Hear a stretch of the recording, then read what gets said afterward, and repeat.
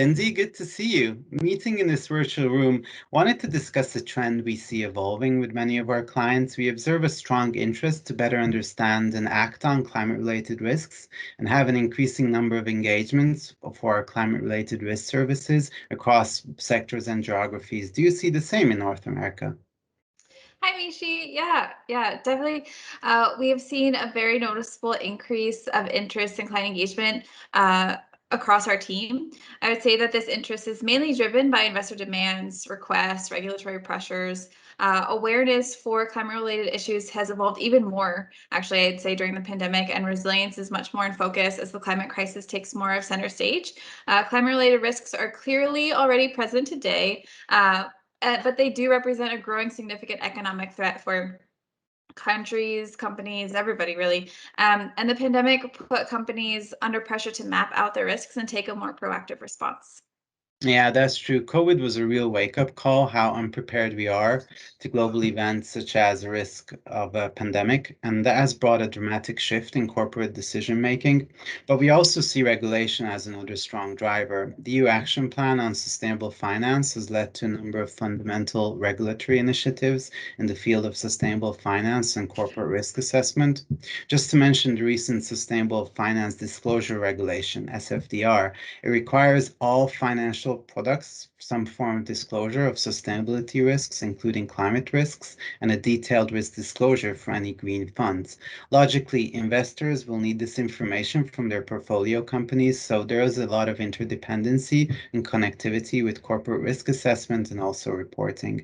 In the same time, you also have countries taking action on their own. For example, the UK, who just announced that they'll require large companies to disclose climate-related financial information in line with TCFD guidelines already this year. So this is likely to keep both ourselves and our clients pretty busy on the policy side. For sure, yeah.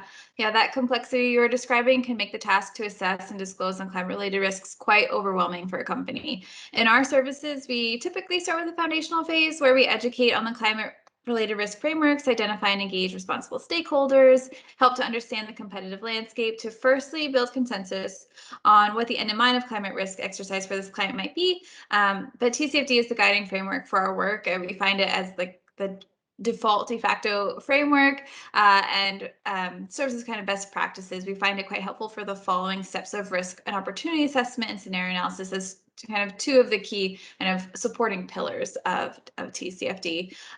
What are your clients' most wanted benefits out of the climate risk service engagement?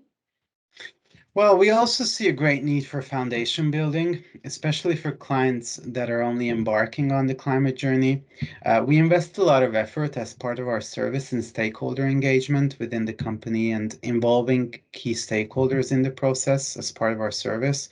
And as soon as they're part of such an assessment process, they'll show more ownership to the topic, and this will ultimately help the rollout of risk management actions. Then you'll have more advanced clients who might want us to look into specific pathways for climate risk mitigation or adaptation.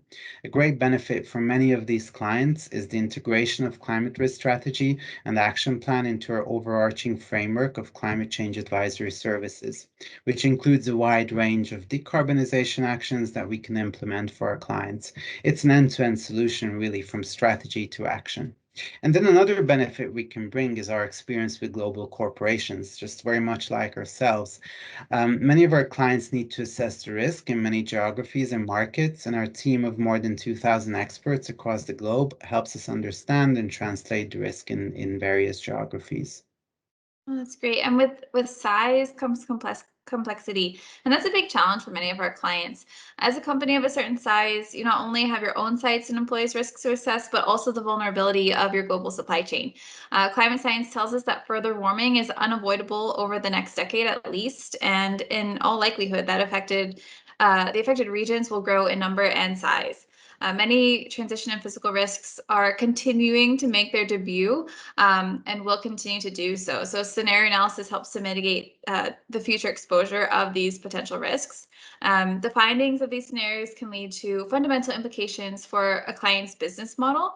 And we encourage clients to incorporate this work into their enterprise risk management process and framework that they already have in place. So putting in place a recurring process whereby climate risks are mapped and assessed just like any other risk for financial processes or internal controls, so that they can do this on an ongoing basis. Yeah, with one of our global clients, we're also looking at how they would need to transform their business and approach. And it's a very far-reaching and strategic exercise, and also uncovers a lot of business opportunities. It's interesting to see that the economics of physical adaptation worsen in some geographies over time, for example, due to exposure to rising sea levels. But at the same time, there's often an upside for early adopters that transition their business to the new conditions. For example, offer more sustainable products for more client-conscious consumers. It's a common but important truth that with risk comes also opportunity.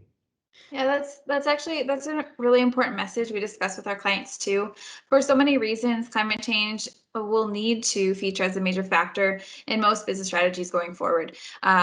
If it hasn't already, this will mean taking climate considerations into account when looking at capital allocation, development of products or services, and supply chain management, among others. As some regions of the world get out of the pandemic or are slowly coming out of that, many companies are now starting to be in recovery mode. So depending on their sector, this point in time means reinventing their business, or at least redesigning their supply chain. With the available incentives for recovery, there is a great chance to build back more resiliently. A good understanding of your company's future risks with the climate crisis, surely to take a more central role, is key to making informed decisions now. It's a good time to start. For sure. Well, with the current uptake we see in climate-related risk assessment and client action in general, we have reason to stay relatively optimistic that climate risks will finally get under control or we'll be able to adopt accordingly. Well, we as a company are certainly ready to do our part in this.